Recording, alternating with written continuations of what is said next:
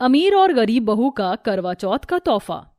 ये माल के मंदे ताजे हरे पालक, चाहे बनाओ पालक पनीर या मलाई कोफ्ता, ले जाओ ताजे पालक, ये पालक ले लो, पालक ले लो। ठेली वाले को आवाज लगाता देखकर वहाँ से जा रही गरीब सुमन रुक जाती है। अरे मैं तो भूल ही गई थी, घर पर कल रात का फटा हुआ दूध रखा हुआ है, उसे फेंकने से अच्छा क्यों ना मैं उसका पनीर बना दूंगी। थोड़े से पालक खरीद लेती हूँ। वैसे भी इस गरीबी के चलते रोज रोज माँ जी और ललित जी को दाल रोटी ही खानी पड़ती है। सुनो भैया, पालक कैसे दिए? 80 रुपए किलो है बहन जी। अरे भाई साहब, थोड़ा ठीक ठीक लगा लो, मेरे पास 10 रुपए हैं, थोड़े से पालक दे दो। ये सुनकर सब्जी वाला उस गरीब बहू की बहुत बेइज्जती करता है। इतनी महंगी सब्जी खाने की तुम जैसे गरीबों की औकात नहीं है। उठा अपने 10 रुपए और भाग यहाँ से। ये बोलते हुए ठेले वाला सुमन को धक्का दे देता है, जिससे सुमन की आंखों में आंसू आ जाते हैं। अरे भाई साहब, आप मुझे इस तरह से धक्का क्यों दे रहे हैं? मैं जा तो रही हूँ। तभी सुमन एक गाड़ी पर गिर जाती है, जिसके अंदर से महंगी सी साड़ी पहने कीर्ति निकलती है और घमंड से कहती है, दूर हटो मेरी गाड़ी से। अपने गरीब गंदे हाथों से छूकर मेरी गाड़ी गंदी कर दी तो कौड़ी की गरीब, कोठी में रोटी बनाने वाली कहीं की। मेम साहब, इन गरीबों को तो जलील होने की आदत होती है। देखो ना, 10 रुपए लेकर पालक खरीदने आई थी। तेरे जैसी गरीब की औकात जमीन पर फेंकी हुई ये सड़ी गली सब्जियां हैं, क्योंकि अमीरों की तरह इतनी महंगी ताजी सब्जी खरीद कर खाने की तुम्हारी हैसियत ही नहीं। ये कहानी है दो अमीर गरीब बहुएं, कीर्ति और सुमन की। जहाँ कीर्ति बड़े पैसे वाले खानदान की बहू थी, वहीं सुमन उसके पड़ोस में एक टूटे फूटे किराए के छोटे से कमरे में बूढ़ी सास गोमती और लंगड़े पति ललित के साथ रहती थी। घर का खर्च चलाने के लिए वह गरीब बहू कोठी में रोटी बनाती थी। तभी सुमन घर आती है, जहाँ उसकी गरीब सास मिट्टी के चूल्हे का धुआं झेलकर चूल्हा जलाने की कोशिश कर रही होती है। ये क्या माँ जी, मैं आ तो रही थी, फिर आप क्यों चूल्हा जला रही हैं? सुमन बहू, तू तो खुद भी थक कर घर आई है, तो मैंने सोचा कि मैं ही रोटी बना लूं। माँ जी, मैं आ गई हूँ ना, मैं बना दूंगी। सुमन की जिंदगी अपने ससुराल में बड़ी गरीबी में गुजर रही थी। ऐसे ही समय गुजरता है और करवा चौथ भी आ जाता है। पूरा बाजार करवा चौथ के लिए सुंदर सुंदर साड़ी और रंग बिरंगी चूड़ियों से सज जाता है। तभी कीर्ति अपने पति आदित्य से कहती है, आदित्य, करवा चौथ आने वाला है। तो इसमें मैं क्या करूं कीर्ति? आदित्य, तुमने मुझसे वादा किया था कि इस बार तुम पूरा वक्त मेरे साथ बिताओगे, तो क्या हम दोनों करवा चौथ के लिए शॉपिंग करने चलें? मैं सब कुछ तुम्हारी पसंद से लेना चाहती हूँ। माफ करना कीर्ति, मगर कुछ दिनों तक मैं एक मीटिंग डील में बहुत ही ज्यादा बिजी हूँ, तो मैं तुम्हारे साथ नहीं चल सकता। ये सुनकर कीर्ति का मन उदास हो जाता है। वहीं दूसरी तरफ ललित बिस्तर पर पड़ा हुआ मन में सोचता है, करवा चौथ आने वाला है। जब तक मैं कमाता था तब भी मैं सुमन को कोई तोहफा नहीं दे पाया, और फिर अब तो भगवान ने मुझे लाचार ही बना दिया है। कितना कुछ सोचा था मैंने कि इस साल में करवा चौथ पर अपनी पत्नी सुमन के लिए साड़ी और रंग बिरंगी चूड़ियां लेकर जाऊंगा, मगर वो ना हो सका। उसके हर अरमान पूरा करना तो एक पति होने के नाते मेरा फर्ज था, मगर मैं अपने ही पत्नी पर बोझ बन गया हूँ। मेरे रहते हुए भी उसे घर का खर्चा चलाना पड़ रहा है। अब करवा चौथ में 2 दिन बच जाते हैं। तभी कीर्ति अपनी सास रमोला से कहती है, सासू माँ, मैं करवा चौथ की मेहंदी लगवाने के लिए ब्यूटी पार्लर जा रही हूँ। कीर्ति बहू, मैंने मेहंदी लगवाने वाली को और ब्यूटी पार्लर वाली को पहले ही करवा चौथ के लिए बुक कर दिया है। तुम्हें कहीं जाने की जरूरत नहीं है, और आज घर पर किटी पार्टी के लिए मेरी कुछ सहेली आने वाली है, तो जाकर उसकी तैयारी करो। जी सासू माँ। कीर्ति किटी पार्टी के लिए खाना बनाने लगती है। तभी ललित, जिस फैक्ट्री में काम करता था, वहाँ से एक कर्मचारी उसके घर का दरवाजा खटखटाता है। ललित भाई, अंदर है कि? मोहन भैया, आइए ना, बैठिए। तुझे ऐसी हालत में देखकर बड़ा ही बुरा लग रहा है दोस्त। खैर, कल मालिक ने फैक्ट्री का बही खाता देखा था, तो उसमें तेरे 500 रुपए रह गए थे। मालिक ने वही भिजवाए हैं। अच्छा, चलता हूँ। उस 500 रुपए को बड़ी उम्मीद से देखते हुए ललित कहता है, तेरा बहुत बहुत धन्यवाद ऊपर वाले। अब इन 500 रुपए में मैं अपनी बीवी को करवा चौथ पर तोहफा दे सकता हूँ, वरना वो हर साल की तरह इस बार भी मजबूरी में शादी का पुराना जोड़ा ही पहनेगी बेचारी। पैसे देकर ललित अपनी बैसाखी उठाकर बाजार चल देता है, जहाँ ललित फुटपाथ पर लगे एक ठेले पर बिक रही साड़ी में से अपनी पत्नी के लिए एक साड़ी पसंद करता है। तभी उसे देखकर कीर्ति अपनी गाड़ी रोक लेती है। ये लाल रंग की साड़ी सुमन पर बहुत ही अच्छी लगेगी। अरे सुनो भाई साहब, ये वाली साड़ी कितने की है? 200 रुपए सेल है भाई साहब, कोई भी ले लो। ललित सुमन के लिए साड़ी खरीद लेता है और बचे हुए पैसे से चूड़ी और श्रृंगार का सामान खरीदता है, जिसे देखकर कीर्ति कहती है, ललित अपनी पत्नी से कितना प्यार करता है। एक पैर से लाचार होकर भी वह इतनी दूर अपनी पत्नी के करवा चौथ की साड़ी खरीदने बाजार तक चला आया। काश आदित्य तुम भी मुझे ऐसा ही प्यार दे पाते। ऐसा कहते कहते कीर्ति की आंखें छलछला जाती हैं। तभी वो घर जाती है और किटी पार्टी खत्म होने के बाद कीर्ति करवा चौथ की मेहंदी लगाने बैठती है। सुनो, मुझे भरी हथेलियों की मेहंदी लगाना, और हाँ, मेरी मेहंदी में मेरे पति आदित्य का नाम जरूर लिखना। इतने में कीर्ति की सास किचन से चिल्लाते हुए बाहर आकर उसे मेहंदी वाली के सामने बहुत सुनाती है। कीर्ति बहू, हाथ धोती है लापरवाही की। ऐसे भी करवा चौथ की कौन सी खुमारी तुम्हारे सर पर चढ़ गई है, जो तुमने बर्तन धोने का साबुन पानी में गलने को छोड़ दिया है, और पूरे सिंक में गंदे बर्तनों का ढेर पड़ा हुआ है, उसे कौन धोएगा? मैं धो दूंगी माँ जी, अभी तो मुझे मेहंदी लगवाने दीजिए। जहां अमीर बहू महंगी मेहंदी वाली से करवा चौथ की मेहंदी लगवाती है, वहीं जब सुमन शाम को घर आती है तो उसकी गरीब सास सिलबट्टे पर मेहंदी के पत्ते पीस रही होती है। सुमन बहू आ गई, देखो मैंने तुम्हारे लिए मेहंदी भी पीस दी है, अब जल्दी से इसे लगा लो, और अभी से लेकर कल करवा चौथ का व्रत खत्म होने तक तुम पानी का कोई भी काम नहीं करोगी, वरना मेहंदी का रंग नहीं चढ़ेगा। तभी ललित सुमन को खरीदी हुई साड़ी और श्रृंगार का सामान हिचकिचाते हुए देता है। सुमन, ये मेरी तरफ से तुम्हारे लिए करवा चौथ का छोटा सा तोहफा। महंगी साड़ी खरीदने की तो तुम्हारे पति की हैसियत नहीं थी। ये सस्ती साड़ी और कांच की चूड़ियां खरीद कर लाया हूँ, तुम्हें पसंद आ जाए। अपनी गरीब सास और पति के मन में अपने लिए इतना प्यार भरा देखकर सुमन की आंखों में खुशी के आंसू भर आते हैं। मैं बहुत खुश हूँ ललित जी, जो मुझे आपके जैसा इतना प्यार करने वाला पति और सास मिली है।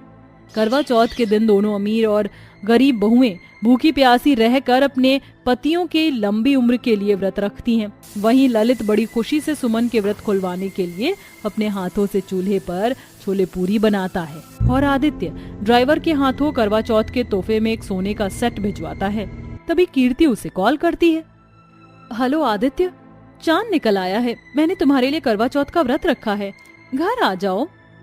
कीर्ति, मुझे बार बार कॉल करके परेशान मत करो, मैंने करवा चौथ का तोहफा भिजवा दिया है, प्लीज अब ये पतिव्रता बनने का दिखावा मत करो और व्रत तोड़ लो। ये कहकर आदित्य फोन रख देता है। तभी कीर्ति अपने बंगले के छत से सुमन के छत पर ललित को सुमन का व्रत खुलवाते देखती है। सुमन, अब जल्दी से मुझे भी पानी पिला दो। ललित जी, आपने भी मेरे लिए व्रत रखा था क्या? हाँ सुमन, मैंने भी तुम्हारे लिए व्रत रखा है।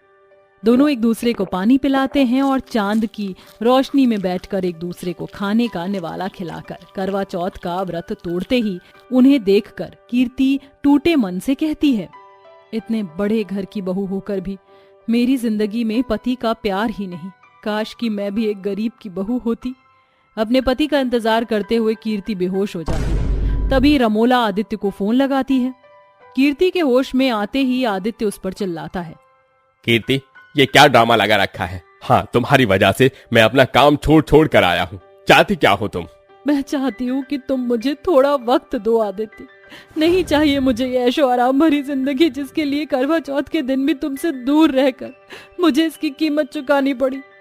अगर मैं अपने पति का प्यार मांग रही हूँ तो क्या ज्यादा मांग लिया मैंने। कीर्ति को ऐसे रोता देखकर आदित्य को अपनी गलती का एहसास हो जाता है। इसके बाद वो उसे पानी पिलाकर करवा चौथ का व्रत खुलवाता है, साथ ही अब कीर्ति को वक्त भी देने लगता है। हेलो कविता, मैं संदीप बोल रहा हूँ, तुम मेघा के साथ शिव मंदिर में आ जाओ। पर संदीप, मेरी बात तो सुनो। इतने में संदीप फोन रख देता है। कविता की बात अधूरी रह जाती है। थोड़ी देर में चारों मंदिर आते हैं। आखिर बात क्या है संदीप, तुम इतने परेशान क्यों लग रहे हो? कविता के पूछने पर संदीप उसे पूरी बात बताता है। कादम्बरी देवी सोफे पर बैठी होती है। तभी पंडित जी दरवाजा खटखटाते हैं। अरे पंडित जी, आइए ना। कादम्बरी जी, जैसा आपने कहा था आपके 5 बेटों के लिए ठीक वैसे ही रिश्ते ढूंढ कर लाया हूँ, ये देखिए। अरे वाह पंडित जी, लड़कियां तो बड़ी ही गोरी सुंदर हैं, पर इनके घर वाले दहेज तो देंगे ना? दहेज की तो आप बिल्कुल भी चिंता मत कीजिए। कादम्बरी जी पांचों पैसे वाले अमीर खानदान से हैं। फिर तो आप फौरन बात चलाइए, मेरी तरफ से तो ये रिश्ता पक्का है। मगर हमें ये रिश्ता मंजूर नहीं है। माफ करना माँ, मगर मैं कविता को चाहता हूँ और उसकी जगह अपनी जिंदगी में मैं और किसी को नहीं दे सकता माँ। हाँ माँ, मैं भी सिर्फ मेघा से प्यार करता हूँ। दिमाग खराब हो गया है तुम दोनों का, दो कौड़ी के प्यार के चक्कर में। मगर मैं तुम दोनों की बेवकूफी के चक्कर में घर आया अच्छा खासा अमीर रिश्ता हाथ से जाने नहीं दूंगी। तुम्हें इन्हीं लड़कियों से शादी करनी होगी। इसके बाद संदीप और अक्षत कविता और मेघा के साथ 7 फेरे लेकर उनकी मांग में सिंदूर भरकर उन्हें घर ले आते हैं। जैसे ही दोनों आगे बढ़कर कादम्बरी के पैर छूने की कोशिश करते हैं, तभी कादम्बरी उन्हें बहुत सुनाती है। दूर हटो मुझसे, नहीं मानती मैं तुम दोनों को बहू, और ना कभी इस जिंदगी में मानूंगी, समझी। दोनों बहुओं के काले रंग के चलते कादम्बरी उन्हें बहुत सुनाती है और उनका स्वागत भी नहीं करती, और कुछ दिनों में अपने तीनों बेटों की शादी अमीर घर की गोरी घमंडी कीर्ति, पल्लवी और नताशा से करके उन्हें बहू बनाकर घर ले आती है और बड़े ही धूमधाम से उनका स्वागत करती है। आओ मेरे घर की लक्ष्मियों, तुम्हारे ससुराल में तुम्हारा स्वागत है। जैसे ही तीनों गोरी बहुएं गृह प्रवेश करती हैं, तभी ऊपर से ढेर सारे गुलाब के फूल बरसते हैं। अरे वाह सासू माँ, आपने तो हम तीनों बहू का स्वागत बड़े अच्छे से किया है। अब मेरी तीनों बहुएं लाखों में एक हैं, तो स्वागत भी तो अलग सा बनता है ना। अपनी गोरी बहुओं की मुंह दिखाई के लिए कादम्बरी घर में बड़ी सी रिसेप्शन पार्टी भी रखती है। इसी तरह से समय गुजरता है। तभी एक दिन मेघा को पोछा लगाते देखकर कीर्ति कहती है, सासू माँ करवा चौथ आने वाला है ना। मुझे करवा चौथ याद है मेरी प्यारी बहू, आखिर शादी के बाद तुम तीनों का ये पहला करवा चौथ जो है। माँ जी आप शायद भूल गई हैं, आपकी 3 नहीं बल्कि 5 बहू हैं। देखा मम्मी जी, हमारी काली जेठानी हमसे कितना जलती हैं, तभी तो जल जल कर बेचारी कोयले की भट्टी जैसी हो गई हैं। तीनों गोरी बहू के मुंह से अपने काले रंग का इस तरह से मजाक बनता देखकर मेघा की आंखों में आंसू आ जाते हैं। वहीं कादम्बरी अपनी तीनों गोरी बहुओं को बड़ी ही खुशी से करवा चौथ की खरीदारी के लिए लेकर जाती है। सासू माँ, मैं तो करवा चौथ के लिए स्पेशल चांदी की भारी सी थाली लूंगी। मैं तो पहले अपने लिए महंगी सी साड़ी, उसकी मैचिंग की ज्वेलरी और फिर मेकअप का सामान। हाँ हाँ मेरी प्यारी गोरी बहू, सब कुछ ले लेना, अब चलो भी। अपनी सास और गोरी बहू को बाजार जाता देखकर दोनों काली बहू बड़े मन से कहती हैं, माँ जी हमें भी करवा चौथ के लिए सामान लेना है, क्या हम दोनों भी आपके साथ चलें? तभी सास अपनी दोनों काली बहू को गुस्से से दांत पीसते हुए कहती है, तुम दोनों काली कलूटी बैंगन लूटी के भेजे में भूसा भरा हुआ है। इतना भी नहीं पता कि किसी को बाहर जाते हुए टोकते नहीं है। तुम्हें अपने साथ ले जाकर मुझे अपनी तीनों चांद के टुकड़े जैसी बहू की बेइज्जती नहीं करवाना। ये बात दोनों काली बहू के दिल पर लगती है और उनके जाने के बाद वह दोनों फूट फूट कर बहुत रोती हैं। क्यों कविता, आखिर शादी के बाद हम दोनों का भी तो ये पहला करवा चौथ है, फिर भी माँ जी हमारे साथ इतना फर्क कर रही हैं सिर्फ इसलिए कि हम काली हैं। हाँ मेघा, दिल छोटा मत करो, देखना एक ना एक दिन माँ जी खुद हमें अपना लेंगी। कादम्बरी अपनी तीनों गोरी अमीर बहू के लिए करवा चौथ पर उनकी फरमाइश की महंगी महंगी साड़ियां, चूड़ियां, सैंडल, पर्स और मेकअप खरीदती हैं और काफी रात को वो घर आते हैं। मार्केट में करवा चौथ की शॉपिंग करके कितना मजा आया ना। माँ जी करवा चौथ की शॉपिंग तो हो गई, मगर हम मेहंदी किससे लगवाएंगे और करवा चौथ का मेकअप कहाँ करवाएंगे? बहू मैंने तुम तीनों के लिए पहले ही मेहंदी वाली और ब्यूटी पार्लर वाली को बुक कर दिया है, कल तुम्हें मेहंदी लगाने वाली आ जाएगी। अगली सुबह तीनों बहुएं सज धज कर मेहंदी लगवाती हैं। यार पल्लवी, नताशा आज एक बार भी अपनी काली जेठानियों को परेशान नहीं किया, तो अब कर लेते हैं। जेठानी जी, अरे ओ काली जामुन कहाँ हो? अरे ओ जली उपली सी शक्ल की, यहाँ आओ दोनों। क्या हुआ नताशा, तुम्हें कुछ चाहिए क्या? यहाँ आओ और हमारे पैर दबाओ। सुना नहीं तुम दोनों ने? मेरी बहुओं के पैर दबाओ। तीनों गोरी बहू सोफे पर ठाट से बैठकर मेहंदी लगवाती हैं और बेचारी काली बहुएं उनके पैर दबाती हैं। तभी मेघा कहती है, कितनी प्यारी मेहंदी लगाई है माँ जी, क्या देवरानी जी के बाद हम दोनों भी मेहंदी लगवा लें?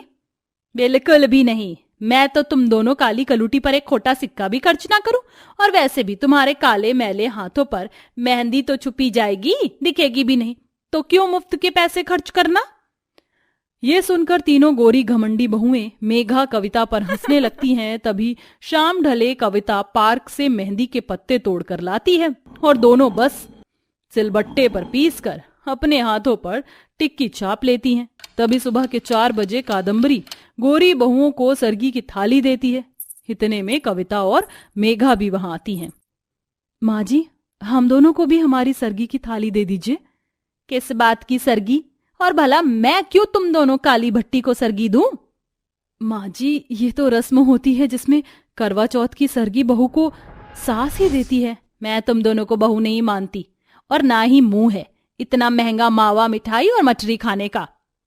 तभी तीनों बहुएं बेचारी दोनों काली बहू को और चढ़ाने लगती हैं। सासू माँ, ये खोए की खीर तो बड़ी ही स्वादिष्ट है, मजा आ गया। अच्छे से भरपेट खा लेना मेरी प्यारी बहुओं, क्योंकि कल तुम तीनों को पूरा दिन भूखा रहना है। गोरी बहू के खाने के बाद दोनों काली बहू उनकी थाली का छोड़ा हुआ ही सास की दी हुई सरगी समझकर खा लेती हैं। करवा चौथ की शाम तीनों बहुएं तैयार होकर कथा सुनती हैं और एक दूसरे को सुहागी देती हैं। तभी मेघा और कविता भी वहां आती हैं। देवरानी, आप दोनों हमारी भी सुहागी ले लीजिए। हम ये 2 कौड़ी का सस्ता आलता बिंदी नहीं लगाते, इसे तुम ही रखो। हाँ। तीनों घमंड में मना कर देती हैं, जिसके बाद वो दोनों अपनी सुहागी मां पार्वती के चरणों में चढ़ाती हैं। तभी चांद निकल आता है।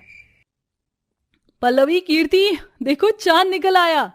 जाओ बहू, जल्दी से तुम तीनों अपना अपना व्रत तोड़ लो।